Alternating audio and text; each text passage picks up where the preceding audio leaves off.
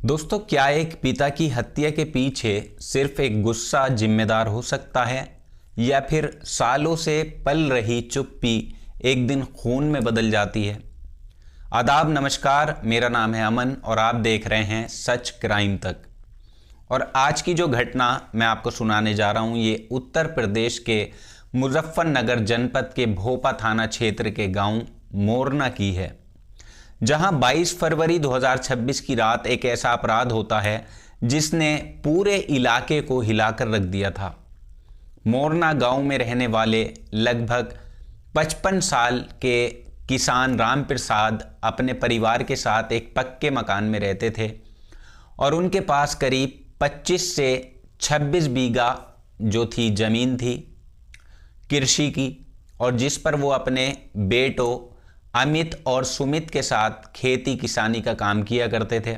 परिवार में उनकी पत्नी चंद्रकली के अलावा 4 बेटियां भी थीं और 2 बेटे थे, जिनमें से 2 बेटियों की शादी हो चुकी थी और जबकि तीसरे नंबर की बेटी जो थी कोमल, जिसकी उम्र लगभग 32 साल थी, अब तक अविवाहित थी और सबसे छोटी बेटी करीब 16 साल की नाबालिग थी, जो पास के ही एक हाई स्कूल में पढ़ती थी। स्कूल में समय बीतता जा रहा था और कोमल की शादी की चर्चा कई बार उठती है, लेकिन बात कहीं बन नहीं पाती। और गांव के कुछ लोगों का ये कहना था कि कोमल का जो चरित्र है, कोमल का जो स्वभाव है, वो तेज था और उसका अपने पिता से अक्सर विवाद भी होता था। उसे लगता था कि घर में बेटों को ज़्यादा महत्व दिया जाता है, ज़्यादा प्यार दिया जाता है और उसकी इच्छाओं को नज़रअंदाज किया जाता है। छोटी छोटी बातों पर तकरार होना आम हो चुका था, कभी कपड़ों को लेकर तो कभी मोबाइल देखने को लेके। घर में बस इसी तरह की बातें रहती थीं, घर में तनाव रहता था। और इसी पृष्ठभूमि में 22 फरवरी की रात पूरा परिवार सामान्य ढंग से खाना खाता है और अपने अपने कमरों में सोने के लिए चला जाता है, जबकि राम प्रसाद जो थे रोज की तरह बरामदे में अपना पलंग बिछाकर सो जाते हैं। और 23 फरवरी 2026 की सुबह करीब 7 बजे जब चंद्रकली कमरे से बाहर निकलती है और उसे बरामदे में बाहर के बरामदे में पहुंचती है, तो उनकी चीख पूरे घर को जगा देती है, क्योंकि पलंग पर राम प्रसाद की लाश पड़ी थी और उनके गले और पेट पर किसी तेज धार हथियार से कई बार वार किए गए थे, जो कि साफ दिखाई दे रहे थे। और नीचे ज़मीन पर खून फैला हुआ था, जिससे साफ था कि हत्या बहुत बेरहमी से की गई थी। बेटे बेटियां दौड़कर बाहर आते हैं फौरन और रोना पीटना शुरू हो जाता है।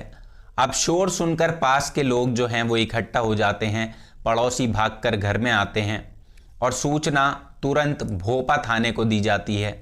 अब पुलिस मौके पर पहुंचती है, फॉरेंसिक टीम बुलाई जाती है और प्रारंभिक जांच में यह अनुमान लगाया जाता है कि हत्या रात में करीब 5 बजे से नहीं 5 से 6 घंटे पहले की गई होगी और घर में जबरन घुसने के कोई निशान भी नहीं मिलते और ना ही किसी तरह की लूटपाट का कोई संकेत दिखाई देता है। डॉग स्क्वाड को बुलाया जाता है और खोजी कुत्ता कुछ दूरी तक जाकर फिर उसी घर की सीमा में लौट आता है, जिससे पुलिस का शक घर के अंदर ही किसी पर गहराने लगता है, क्योंकि संकेत ही ऐसा मिला था। अब पुलिस परिवार के सभी सदस्यों से पूछताछ करती है और हर कोई अनभिज्ञता जाहिर करता है कि हमें कुछ नहीं पता, लेकिन पड़ोसियों से बातचीत में ये बात सामने आती है कि कोमल का अपने पिता से जो संबंध था वो ठीक नहीं था, रिश्ते में दरार थी और कुछ समय से वो अलग चूल्हे पर खाना बना रही थी। अब जब ये तथ्य जांच का केंद्र बन जाता है तो पुलिस को ये भी अजीब लगता है कि इतने गंभीर हमले के बावजूद किसी को भी चीख या संघर्ष की आवाज़ क्यों नहीं आई। जाहिर सी बात है, अगर किसी पे कोई हमला होगा तो वो चीखेगा।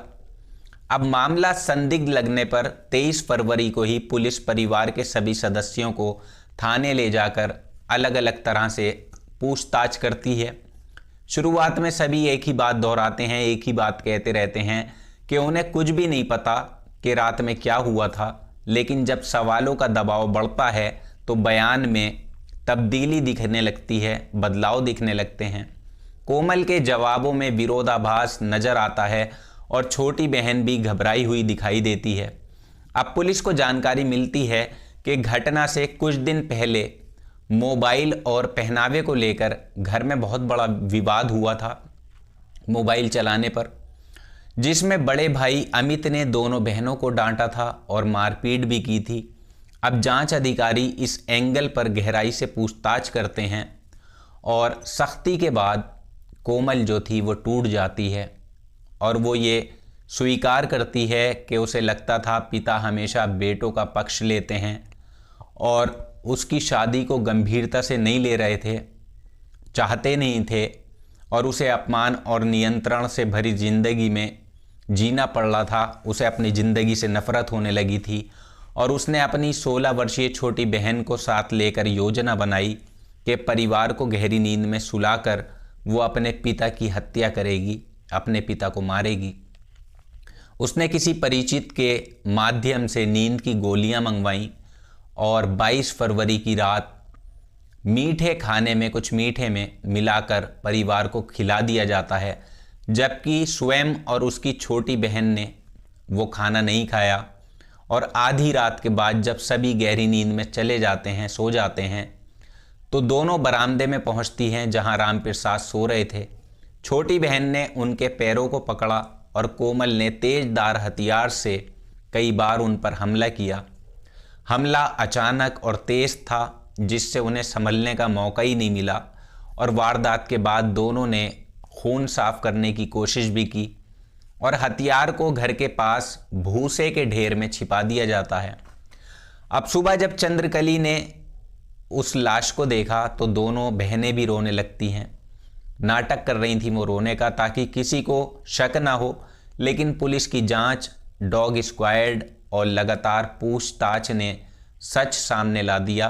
कोमल की निशानदेही पर हत्या में प्रयुक्त हथियार बरामद कर लिया जाता है और वैज्ञानिक परीक्षण में साक्ष्य की पुष्टि हुई और इसके बाद पुलिस ने कोमल को गिरफ्तार करके न्यायालय में पेश किया, जहां से उसे सीधा जेल भेज दिया जाता है, जबकि नाबालिग होने की वजह से उसकी जो छोटी बहन थी उसको बाल सुधार गृह में भेज दिया जाता है। अब रामप्रसाद का अंतिम संस्कार परिवार ने नम आंखों से किया और गांव में लंबे समय तक इस घटना की चर्चा होती रही। हालांकि ये घटना अभी की है। लोगों के बीच ये सवाल गूंजता रहा कि गलती किसकी थी और क्या संवाद की कमी ने इस त्रासदी को जन्म दिया। दोस्तों, इस घटना को साझा करने का उद्देश्य किसी को दोषी ठहराना नहीं है, बल्कि ये याद दिलाना है कि परिवार के अंदर जो तनाव बढ़ता है, समय रहते उसे समझना चाहिए और सुलझाना बेहतर ज़रूरी ढंग से चाहिए, क्योंकि जब शिकायतें दबा दी जाती हैं तो उनका परिणाम कभी कभी विनाशकारी साबित हो सकता है। अब मैं आपका दोस्त अमन आपसे विदा लेता हूँ। आप देख रहे थे सच क्राइम तक, और आप लोग अपना ख्याल रखिएगा, सुरक्षित रहिएगा और अपने परिवार का ख्याल रखिएगा।